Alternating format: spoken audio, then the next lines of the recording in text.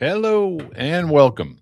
Another Tuesday edition of our ProLine Live Q&A.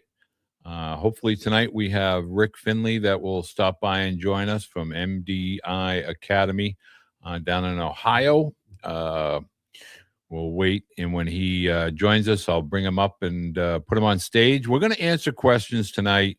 I have to tell you, I am continuously humbled and greatly appreciative to all of the people that take the time to send in the questions or offer comments, suggestions. I first and foremost want to say thank you to all the people that support the channel. A couple of quick business items. One, the ProLine ball, we're going to be talking to a couple of college coaches this week. Wake Forest, Johnson University, and they're going to tell us how they utilize the ProLine balls within their training programs and systems. I want to let everyone know that all of the inventory is back in stock. So whether you're getting the training baseballs or the training softballs, they're great, for the hack attack. They're great for the jugs. They're great. You can use them just with front toss, side toss, even tee work. Also your defensive work. So prolineballs.com. Next, I want to ask everyone, whether you're watching over on Facebook, I want to say hello to a lot of the various groups on Facebook that take the time to share the podcast and then the feedback that comes in. Want to say hello to all the parents. But if you're watching on Facebook, maybe you're watching over on X, formerly known as Twitter, or if you're watching here on YouTube, if you could take the time to go over to YouTube and simply subscribe. That's free, like hitting a button. That's it. That's the extent of it. It might take you a fraction of a second. And then hitting a thumbs up and sharing some feedback. Let me know where you're watching from. Let me know what you think of the podcast, the broadcasts, and engagement. Obviously, it helps the algorithm. Lastly, I want to let you know this is a live. Today is December 9th. And I'm going to be answering questions. I am live. I put my spectacles on. I will be able to see your questions. We had tremendous feedback last week. I had a lot of people. I still have a lot of people. For instance, I literally, just before I came on here now, just had a parent. I won't mention the school directly because I don't have enough information, but it was a sophomore at a Division I school, and they were not given the DSA designation. And that's a great topic, that I'm going to do with regard to answering the question directly, because I think other parents may find themselves in that situation. So I want to be able to answer that question directly. Hey, Keith, happy holidays. Let's see. Howdy from Central Florida. I bet you're a lot warmer than we are. I am in the greater Boston area, and it is, this morning was 1 + 1, 2 degrees, 4 - 2, 2 degrees. So needless to say, not quite baseball weather, but yet I do have student athletes in central Massachusetts that are outside on their decks doing tee work. That is the definition of perseverance. That's all I can say. Having been a young man once when dinosaurs roamed the earth, I can remember on days like this, walking home from doing some work inside a elementary school gymnasium with my high school coach, Mike Burke. We would hit tennis balls out of a jugs machine. And it was very, very cold walking home. I can tell you that. I never did tee work in 2 degrees. I can promise you that. Well, 70 degrees, you got me beat by an awful lot. So our main discussion point here tonight, and again, I can take this really any way that you like, and I hope that you take the time to send me your questions, because I do want to kind of answer those questions for you if I can. But, I've had the ability over the last 3 weeks in preparation for December 1st to really talk to a number of people within the baseball industry. This week, for instance, down in Orlando is the Major League Winter Meetings, and I'm monitoring that and talking with people there because of the future collective bargaining agreement, which will have impact on college athletics. Also getting ready for January 8th through the 11th, which is the American Baseball Coaches Association annual meeting this year in Columbus, Ohio. I will be in attendance there. I look forward to seeing people. Please come up and say hello. Hoping to set up a little area there where we'll be doing some live updates, talking to coaches, but really trying to gather as much information as I can to be able to share with you. And in my discussions with college coaches, JUCO coaches, NCAA Division II, Division III, Division I, NAIA coaches, they're all kind of saying the same thing. And I really want to get you as parents to begin to understand the impact that these decisions that have been made, that are about to be made, meaning the decision at the NAIA level and NCAA Division II with regard to the 5 years of eligibility. That's on the horizon. There'll also be some type of discussion, although they've kicked the can further down the road at the Division I level. But the impact of even more changes that will be occurring during the 26, 27, and obviously into the 28 years, which will affect, this year's junior class, high school junior class, and sophomore class. And so let's begin with the sophomore class. We'll go with the sophomores and the freshmen. Get a lot of parents that send in questions. The class of 29, the class of 28, how should they best prepare to be a college student athlete? And I want to let parents know, and I've talked about this quite a bit over the last 3 weeks, but I think it's really important to cover again and really begin to highlight it. And that is that at some point in time, we as adults have to do a better job of letting high school athletes know and getting them to understand that they're truly not competing with high school athletes across the country, across North America for roster spots at college is in universities across the country. That's simply not the case.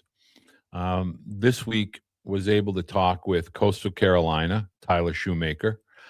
Coach Shoemaker has been at Campbell under Justin Hare, been at Vanderbilt under Tim Corbin, and now at Coastal under Kevin Schnall. And Coastal, I cannot in good conscience use the word mid-major because I just don't see Coastal or Murray State or any of those schools now. There can't be a label as a mid-major. You've been to the College World Series. You've won one. In fact, interesting statistic, in the last 10 years, only 4 schools in the last 10 years have gone to Omaha more than once. And, one of those is Coastal Carolina. But Tyler was telling me that, the recruiting classes in previous years would include anywhere from maybe 10 to 15 high school athletes. And now it's down to less than a handful. So 5 or less. And, now colleges, again, at all levels, are keeping roster spots open until, into May and June for the fall of, 2026 in this case. And then they fill in based on needs, meaning does somebody get hurt that played a certain position? Do they need more arms? Did somebody hit the portal unexpectedly? Did somebody get drafted unexpectedly? Or are they gaining draft status and stature? And are they beginning to, will they be leaving? So it's important for us to really address the elephant that's in the room that we don't really delve too deep into. And that is that high school athletes are really competing with college athletes for roster spots or opportunities at the collegiate level.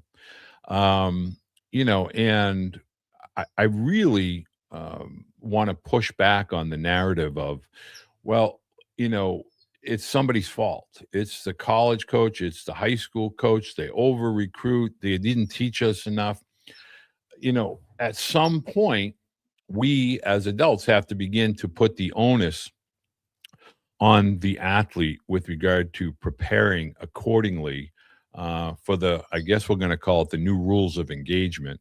And really, last week when I was talking about this topic and we started to talk about when to begin and what was important, I think a lot of parents came back at me saying, "Well, that doesn't sound fair. Like what's the deal there?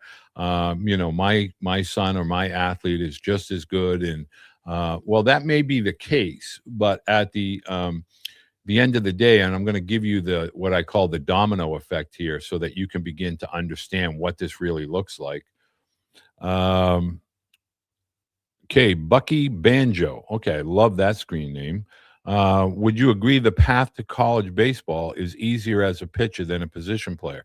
Emphatically, yes. 1000% yes.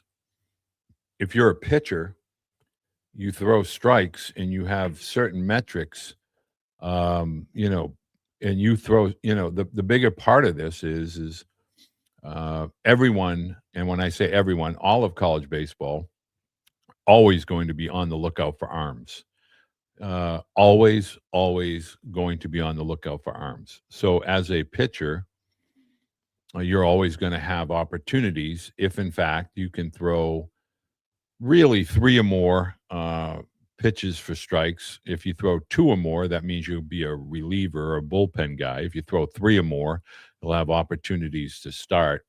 Most, if not all, college rosters are going to be comprised of at least 50% will be pitchers. So if we take a 34-man roster, as is the case with Division One, 36 for Division Two, I think it's safe to say that 18 to maybe even as high as 19, and a couple of those pitchers may be two-way guys, which is becoming a very heavily discussed topic amongst college coaches, the value of a two-way player. So, if 50% of the roster is pitchers, all right, man, that gives me a good opportunity because unlike position players, infielders, outfielders, catchers, utility players, there's a finite number of position players, but pitchers, all for one for all kind of thing. So, yeah, absolutely pitchers. As Keith will tell you, his son is now a sophomore going through the collegiate process. Pitchers are always in demand. I will tell you, more pitchers, more coaches are looking for pitchers that, are in the zone. As evidenced by, you've heard me repeatedly use the name Connor Fennell. Guys now that throw a variety of pitches within a quadrant. There's 4 quadrants in a strike zone, but if you can throw a fastball, a changeup, you can accelerate, you can decelerate, you can spin, and you know how to throw sequencing, you're going to be in demand. But the reality of this process is that most high school families, the ones that I'm working with, and the ones that I talk with, I try to get them to understand right out of the gate that we are dealing with a competitor that is older, they're mature, and they're skilled. And so you must begin to ramp up your preparation to be a college student athlete. Let's talk about December 1st. So you have a lot of freshmen, and I politely use the phrase that have decommitted. There's no room at the inn. Simple as that. And so those freshmen begin to roll into or out of Division One, possibly out of Division Two,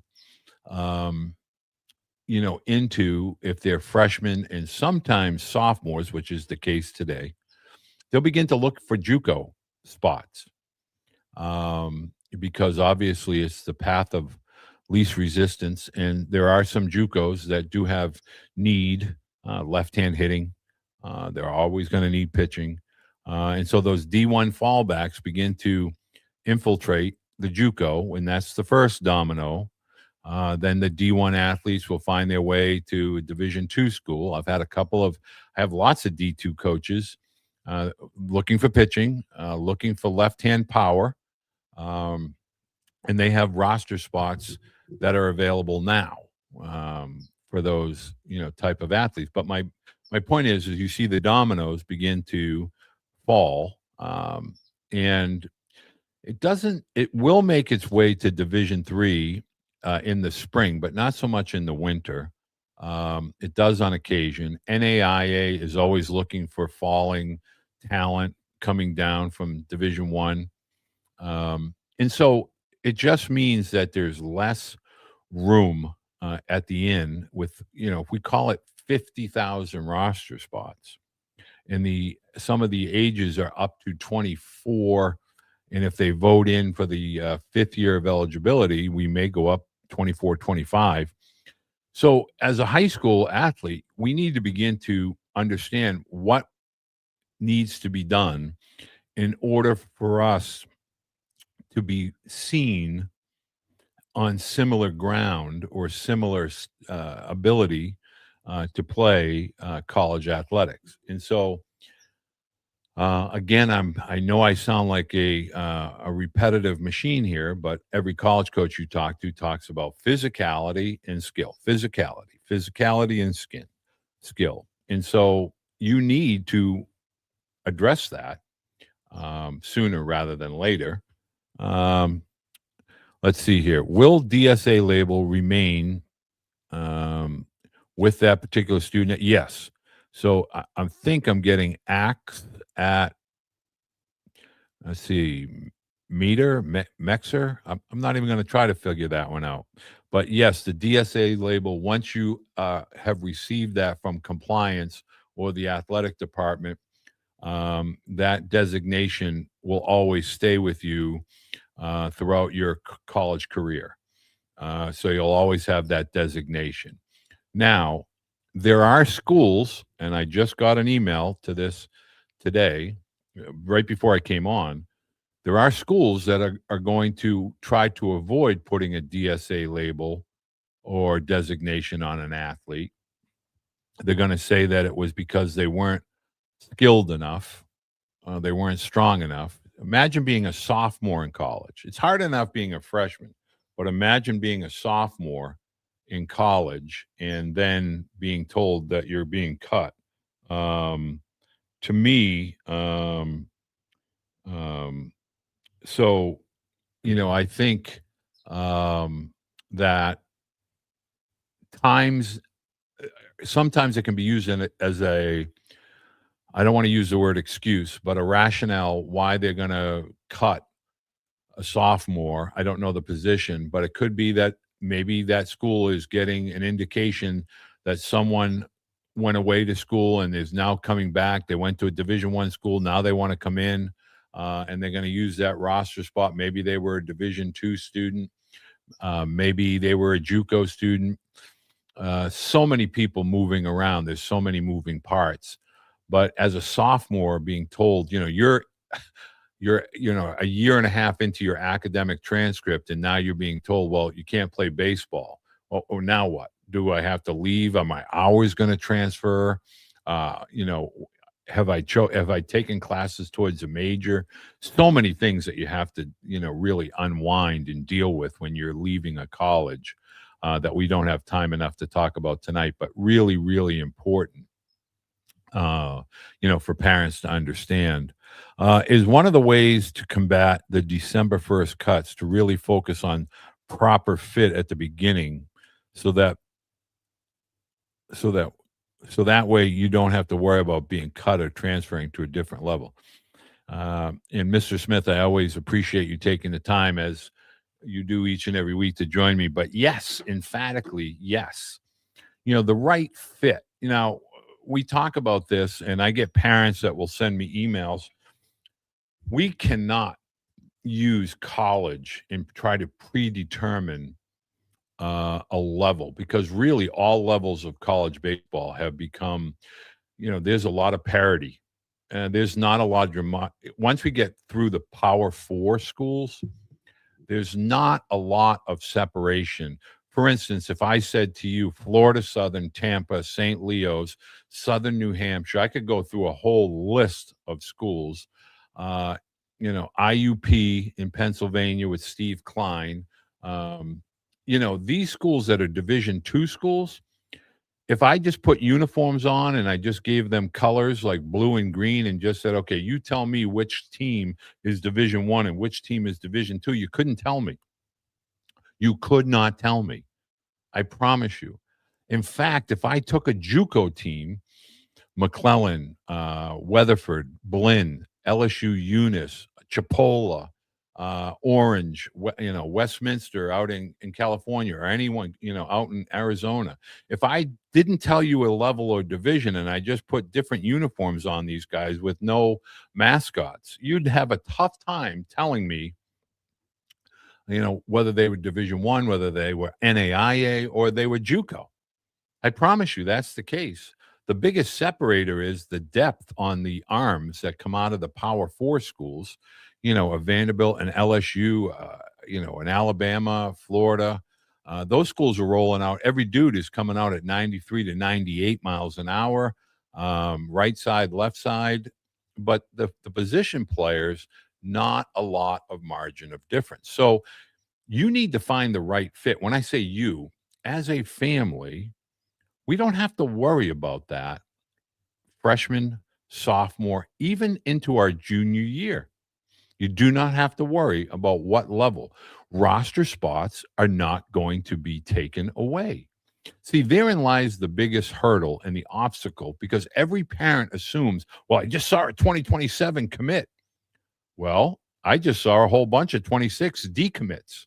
Do you want to commit and then have to go through the decommit, or, really coaching changes, philosophy change? And now I'm really grateful for the coaching staff for letting me say I committed, but now I'm decommitting and reopening my recruiting process. Folks, we can't have it both ways. So here is what I'm trying to tell you is, you're trying to go 100 miles an hour in a 55-mile-an-hour zone for the sake of saying, hey, I have a Corvette and it's meant to go 100. Well, so what?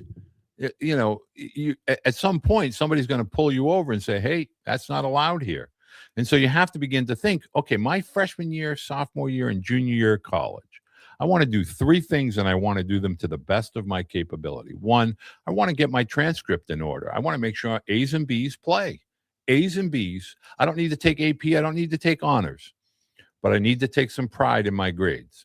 If you're a test optional guy or a test optional student, great. You don't want to take the test. That's your prerogative in today's world. But what I will tell you is, transcript is a foundational piece that almost every coach, regardless of level and division, hey, what kind of student are they? Grades. Two, you have to have a plan with regard to size, speed, strength, and skill. When I tell parents, it's all about those 5 S words. 5 S words: school, skill, size, strength, speed. Put them in any order that you prefer, and they have to be addressed. So if you're not addressing them and you're just going in with blindfolders because somebody's telling you, oh, your son's really good, very talented. Wow, he's going to be definitely Division I. Definitely Division I. Absolutely, beyond a shadow of a doubt, just as good as Jimmy up the street who committed to Division I. He's 6'1", 173 pounds. Anybody going to tell you that might be an issue? Or you're a middle infielder and you run a 7.2. I keep hearing it from parents all the time. Well, he's really quick. He steals a lot of bases. Okay, but at the middle infield in college, whether we like the 60-yard dash or don't like the 60-yard dash, they're going to ask you about foot speed. So my point is, your 8th, 9th, 10th, and 11th grade years What is your plan? Are you taking the reps? Are you doing the boring stuff every single day and putting down bricks? Days are bricks. Each brick is 24 hours. What are you doing with your brick today? Because if you can't put one down and there's a space, okay, not a big deal. But tomorrow and then the next day, if you don't put those bricks down, there becomes these gaps that sooner or later you're trying to fill them in as a junior and a senior. You're trying to play catch up and you're going to go back trying to put bricks down that you should have been putting down since the 8th grade. Nutrition, strength, foot speed, skill set development. Yeah, I sound like a broken drum, but for all these parents that send me these SOS, well, my son's really good. He plays in a 6A division in Texas and Florida and California, and he's been an all conference. Oh, okay. But what you didn't tell me was he didn't work in the weight room. He doesn't have the foot speed, and his grades are marginal. Okay, now what? You're not playing with the same opportunities as the people that did take the time. Doesn't mean you have to be straight A. Doesn't mean you have to run a 6.560. Doesn't mean you have to weigh 205 by the time you're a sophomore or a junior in high school. It does mean you have to have a progression that shows that you're working towards that. Because without it, the bottom line is when you're 18 or 19 and you're graduating high school, it's not the class of 2026 or the class of 2027 that you are competing with. No, you're competing with the classes of 25, 24, 23, in some crazy cases, 22 and 21. So, that's it. And the third thing is, I want parents to know that there is going to be a level of baseball. And I know a lot of college coaches watch me on Tuesday night. And I'm going to say this because I'm putting my crystal ball. You know what's funny is somebody sent me a message today. 3 years ago, somebody asked me on something like this. And, I made a prediction and I said, sooner or later, athletic departments are going to be sold to investment companies, venture capitalist companies, and they're going to take ownership. And they're going to start to say your athletic department is worth $500 million, and we're gonna fund your athletic department. And people laughed at me. Anybody looking at the University of Utah today, and Florida State, and a few others, it's all coming to fruition, folks. Well, here's the next thing that's going to happen that I predict by the year 2028, 2027, 2028. You're going to see college summer baseball leagues that will be adding high school juniors that are going into their senior fall, as well as graduating high school seniors. And some of those exist now, like the Futures League. I think you can only take 5 high school seniors, but it's going to extend down into that junior class in high school, where college coaches are going to go out and watch games in those summer leagues that start to capture the high school junior, the rising senior. I'm telling you now, that's going to become an extremely competitive space because college coaches want to know how many at bats can I figure this guy can get as a freshman? How many innings can he pitch? And as Victor Rojas said, the currency for college coaches, currency that they are going to use and stockpile or invest in is at bats and innings pitched. So that's going to be coming in the summers ahead. Maybe not this upcoming summer in 26, but I promise you in 2027, you're going to see a lot of talented high school juniors starting to play in college summer leagues. And they'll be created, for the JUCO or the NAIA. Those things are coming. So you need to prepare accordingly. What is the trend for two-way players? Karen Pilata. Hello, Karen Pilata. The two-way player, what do MLB teams and scouts think this will do for player development to the pros? Okay, Tony, I'm going to give you the two answers to the question, and thank you for the questions. The two-way player is definitely at the top of all college coaches. So do not try to fall for the your son's going to be a PO line. While that may ultimately end up being the case for your student athlete, let them be a two-way player as long as they enjoy hitting and pitching and playing. Can also be an infielder that catches, a catcher that can play outfield. I have a young man that's at the University of Evansville. He can catch, he can play second, he can play center field. He can do it at an elite level. He runs extremely fast, 6'2" to 6'4". He has a 90-plus mile-an-hour arm. He can hit from the left side. He has power. He's going to play a lot. I have Carl Schmidt out at the Cal Berkeley. He's an infielder. He's an outfielder. He can catch. He's going to get a lot of opportunities. Now, with regard to pro baseball, Major League Baseball, all of professional baseball, Mexico, Japan, Taiwan, all of those professional leagues, they are basically going to be looking for and seeking the college talent. Now, when I tell you about the college summer programs, I'm also going to tell you that the rounds in the Major League Draft, like, Rob Bruno and I were talking about a couple weeks ago, rounds are going to be cut. They may cut one of the A-ball levels. Right now you have high A and low A. You may just go to A-ball, double A, triple A, major leagues. And if they do that, it's basically going to push even more athletes into college. It's going to require athletes doing their development years in college. So all of college baseball is going to become the minor leagues. I do believe there'll be some sort of connection or connectivity between MLB and NCAA or college baseball in general. And I do think you'll see some kind of an alignment where I'm not saying this will happen, but again, another prediction.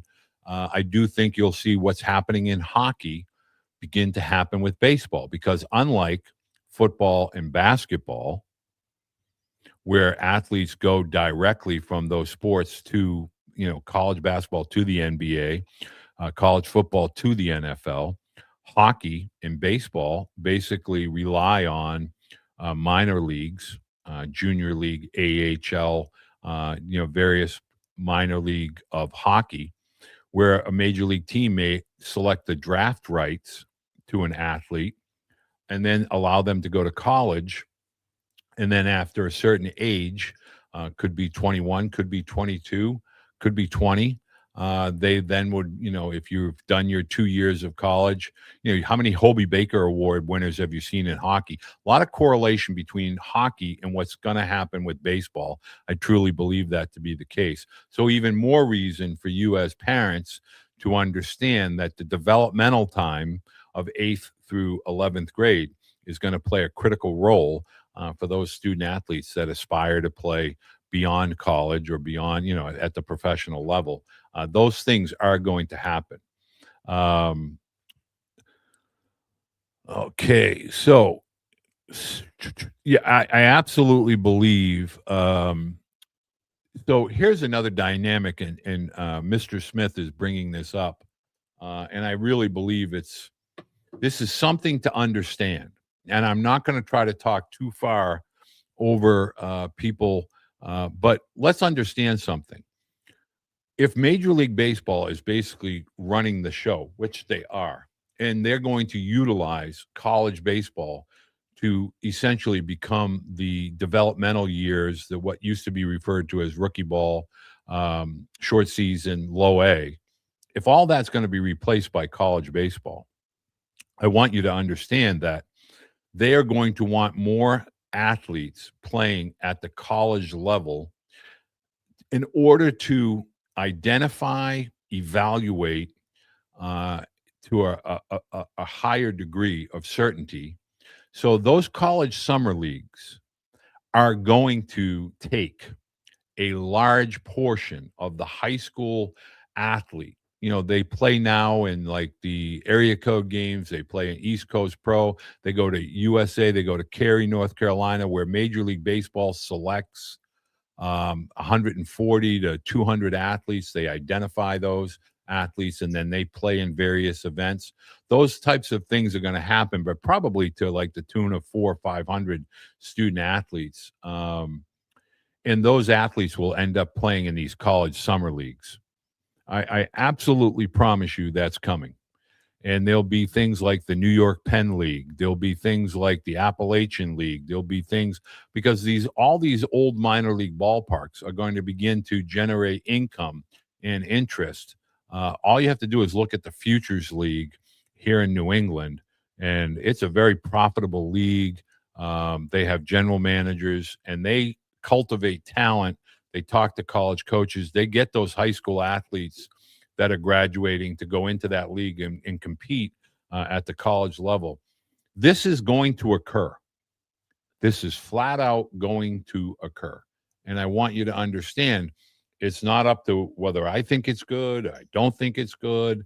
I just think that Major League Baseball is going to have some sort of working relationship within college baseball, and they're going to want to get the athletes to begin to play a higher level, a higher caliber of baseball, so that college coaches and pro scouts can evaluate younger, the high school junior. Now, you're going to say to me, why would a high school junior want to compete with a college sophomore? Well, here's a news flash for you. If there's 5 years of eligibility coming, and I believe that there is, your student athlete is going to play against those guys when they're 2 years older and they're freshmen in college. They're going to be playing with juniors and seniors in college.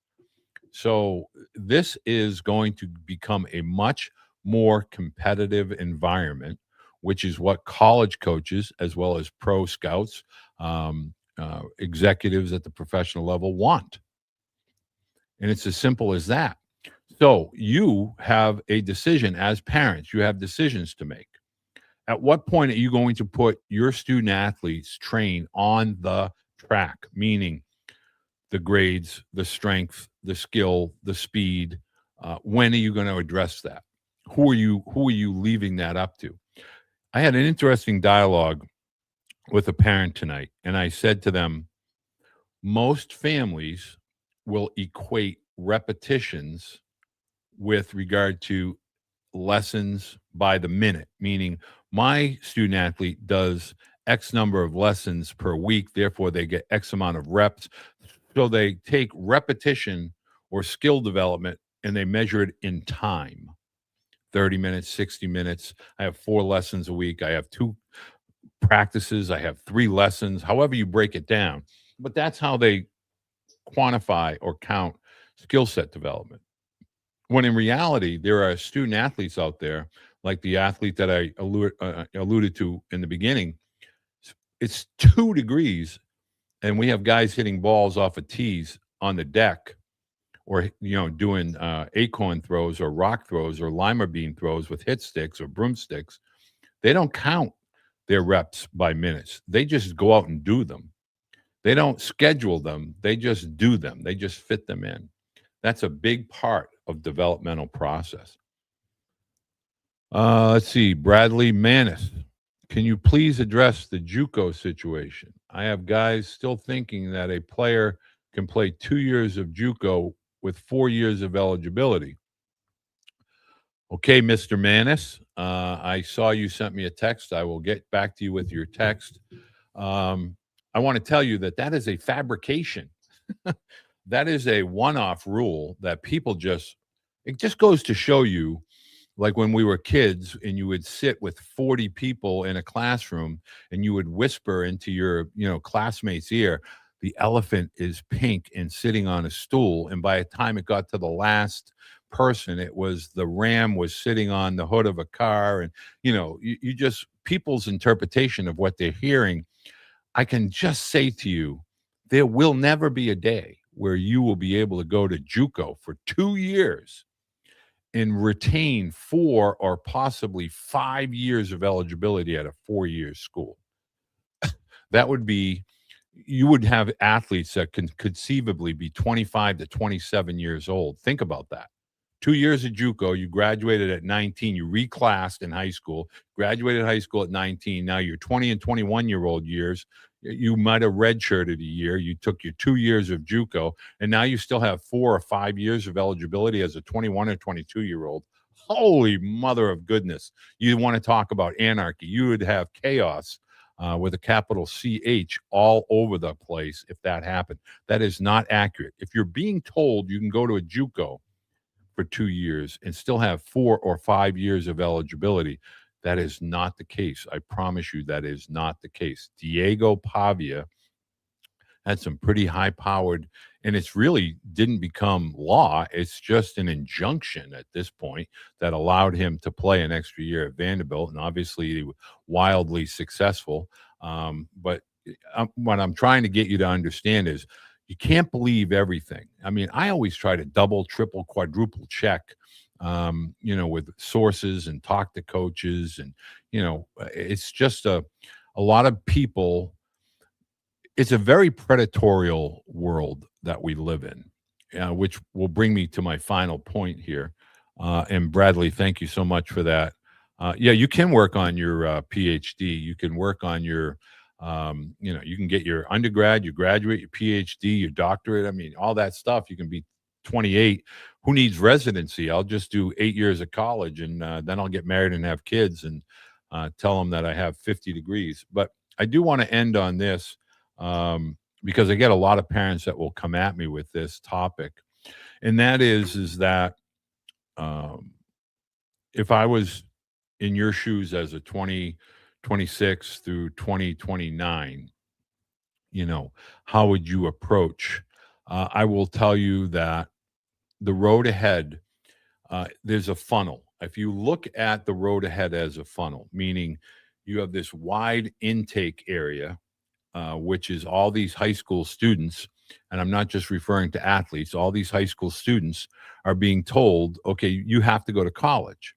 Okay, well then, here comes the funnel, and it becomes is it affordable? Is it geographically desirable? All of those things are a must have with regard to athletics. And we need to begin to take a more organized approach. And I do want to kind of bring this to the forefront. Next week, hope to have Bradley and Mary Manis and their son Barron, who is currently a college freshman. And the reason why I'm asking them to join me is because I want them to answer questions, not just from me, but from you. Hey, what's this freshman experience like? What is, I hear it's this, what is the reality? And they're going to talk about maybe some teammates that they lost during the fall, or people that couldn't hack it, or maybe there's more competition coming in the middle of the year. But we're going to get those questions addressed because I just saw a couple people ask me. But I want to end on this note. When you're going through the college recruiting process, you have to understand, it's highly competitive. It's about to get even more competitive. That's not meant to scare you. That's not meant to make you, run around and try to figure out, where can I sit when the music stops? What it's meant to say is, let's get ahead of this.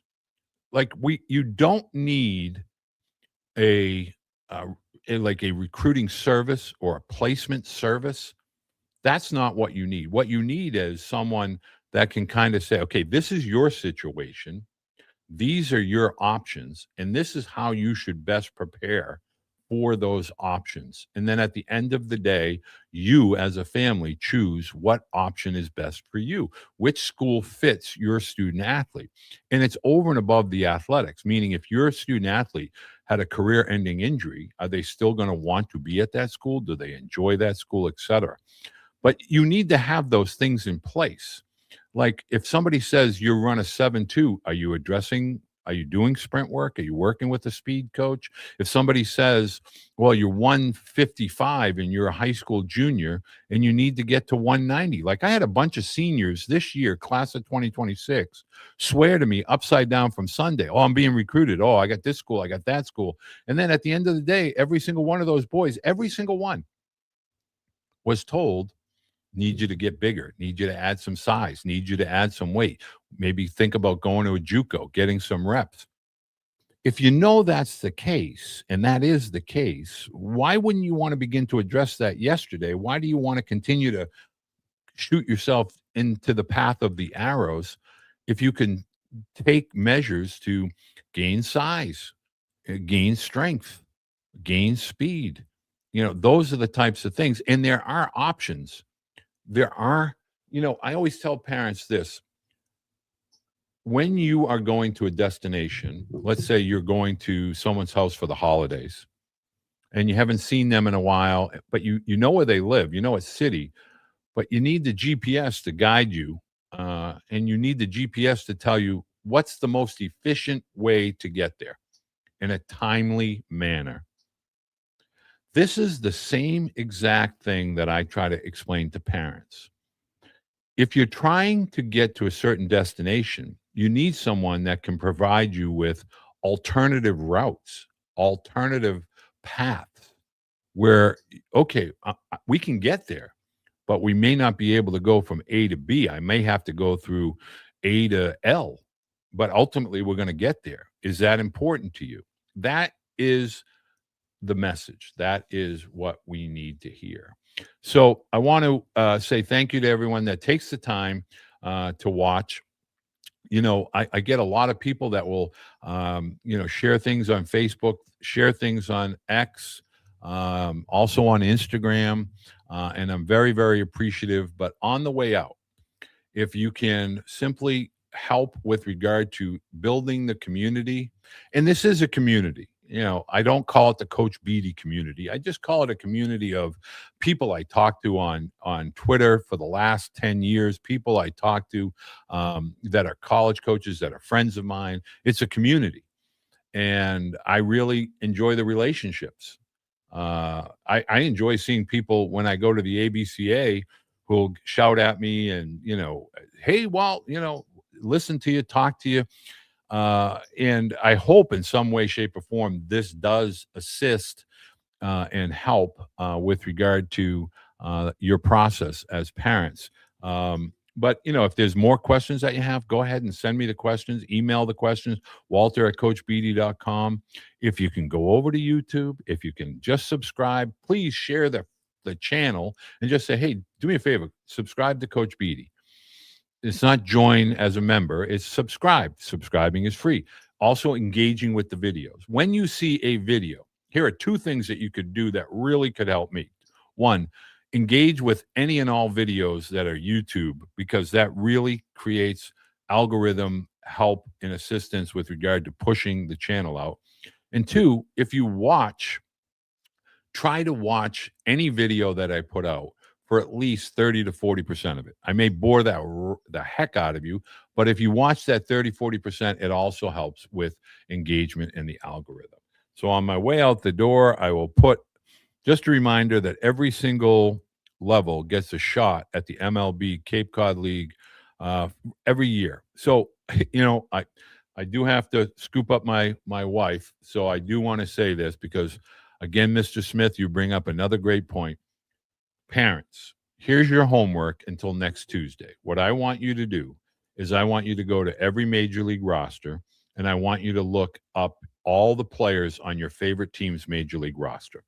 See where they were drafted, see where they were free agents. A lot of guys, not everyone goes to the SEC or the ACC. There are major leaguers that have played JUCO. There are major leaguers that have played NAIA. There are major leaguers that came from high school.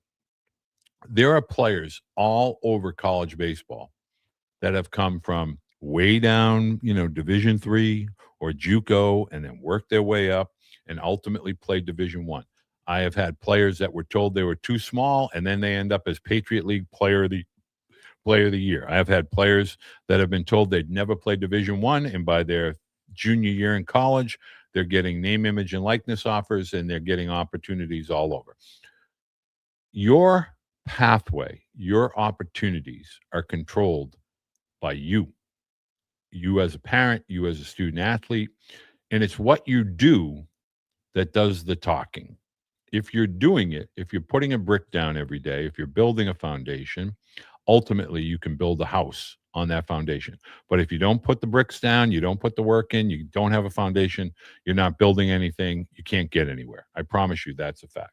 So I want to say thank you to everyone.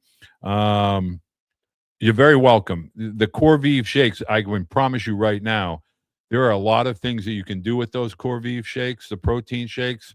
You can make brownies, you can make pancakes. The stuff that my wife and I have used the Corvette protein shakes for a mind-boggling. But that's another discussion. We're going to have another discussion tomorrow evening with Jeremy Fouts, as well as a student athlete that is a sophomore in high school. And I'm going to bring this up to you because tomorrow I am going to I'm going to show you this. And this is a young man that I started working with approximately 4 years ago. Okay, so that's Matt Hyde of the New York Yankees. Now, I want you to look at that young man because in that photo, he is 12 going on 13, and currently he is a high school sophomore. If I told you that that young man right now weighs 193 pounds, would you believe me? He's a sophomore in high school. Sophomore. I didn't stutter. Sophomore in high school.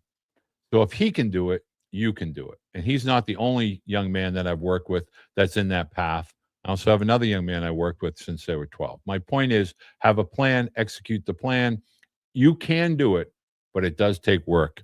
And I will say next Tuesday, I hope to be talking with the Manis family so that we can share insight. I am going to record with Coach Finley. We are going to do some talks about development in the greater Midwest in Ohio. Coach Finley is a tremendous mentor for student athletes, has been for the last 15, 20 years in the Ohio area. I think he might have had some technical difficulties when we started this earlier, but we will get to that. Thank you. Again, share the word, share the channel. I look forward to talking with everyone next week. Tomorrow, The Process, 8 p.m. Central, 9 p.m. Eastern. And then this Thursday, we're going to be talking to Villanova head coach. I think Kevin is going to be joining us on Thursday evening at 9 p.m. with Coach's Corner. Look forward to talking with everyone then, and have a great week in baseball. Stay warm.